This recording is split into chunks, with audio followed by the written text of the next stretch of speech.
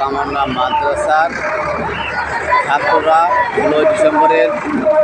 ঐতিহাসিক আন্দোলন